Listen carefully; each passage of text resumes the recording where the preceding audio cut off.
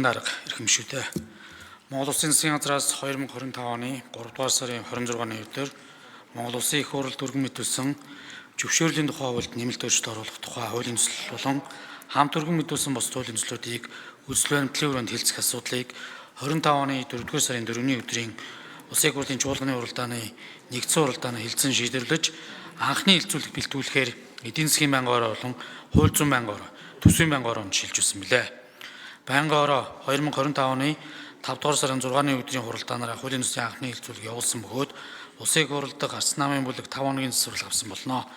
Завсарлагын хугацаа дууссан тул 2025 оны 5 дугаар сарын 22-ны өдрийн байнгын орооны хуралдаанаар хуулийн төслийн анхны хэлцүүлгийг үргэлжлэн явуулсан болно. Хуулийн төслийн анхны хэлцүүлгийг Монгол Улсын их хурлын чуулганы уралдааны дэгийн тухай хуулийн 39-р зүйл заасан журмын дагуу явуулж дараах санал дүгнэлтийг танилцуулж байна.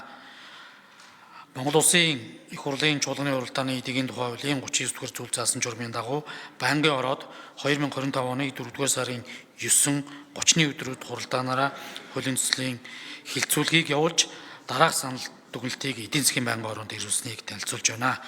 Төсвийн байнгын орооны санал дүгнэлтийн хувьд тус байнгын ороо нь 2025 оны 4-р сарын 9-ний өдрийн хуралдаанаараа зөвшөөрлийн тухай хуульд нэмэлт өөрчлөлт оруулах тухай хуулийн төсөл болон хамт өргөн мэдүүлсэн бусад хуулийн төслүүдийг анхны хэлцүүлгийг явуулсан байна. Хуулийн төслийн анхны хэлцүүлэг явуулах үед Улсын их хурлын гишүүдээс асуулт асууж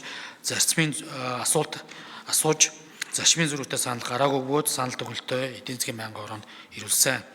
Хууль зүйн байнгын ороо нь 2025 оны 4-р сарын 9-ний өдрийн хуралдаанаараа хуулийн төслийн анхны хэлцүүлгийг явуулах үед байнгын орооны хуралдаанд оролцсон гишүүдийн олонх нь уг асуудлаар ажлын хэсэг байгуулахын зүйтэй гэж үзээд хууль зүйн байнгын орооны 2025 оны 4-р сарын 9-ний өдрийн 02 дугаар тогтоолоор хуулийн төслүүдийг хэлцүүлэх бэлтгэх үүрэг бүхий ажлын хэсгийг Улсын их хурлын гишүүн уян гишгээр ахлуулан Улсын их хурлын гишүүн Дэганбат П. Сайнзураг нарын бүрэлдэхүүнтэй байгуулсан байна.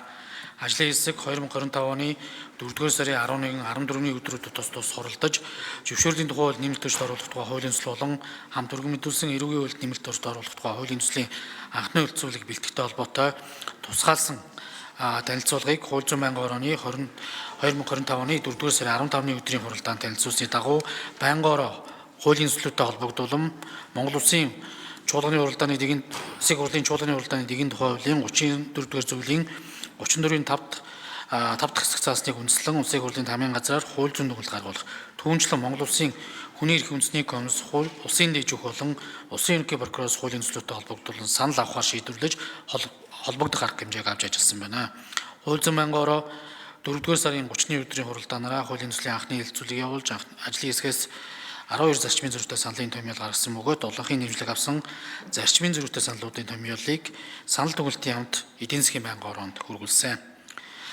Хуулийн төслүүдийн анхны хэлцүүлгийг эдийн засгийн байнгын ороогоор хэлцүүлэх үед хууль зүйн байнгын орооны байгуулагдсан ажлын хэсгээс гаргасан зарчмын зөрүүтэй 12 саналыг татаа авсан бөгөөд Улсын их хурлын гишүүн П. Сайнзураг уян гишг Ч. Анар нарын гаргасан 5 зарчмын зөрүүтэй саналын томьёолоор санал хураалт явуулсан. Улсын их хурлын гишүүдээс гаргасан зарчмын зөрүүтэй саналын томьёолыг нэг үржлэн хилцэж санал хураалт явуулж олонхын санал авсан аваагүй бүлэглэн бэлтгэсэн зарчмын зөрүүтэй саналын томьёол болон анхны хэлцэг явуулсан талаарх эдийн засгийн байнгын орооны санал дүгнэлтийг та бүхэнд тараасан болно.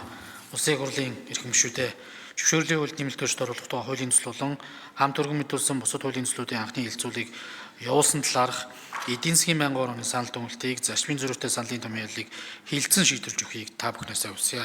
Анхаарал тавьсан явдал баярлалаа.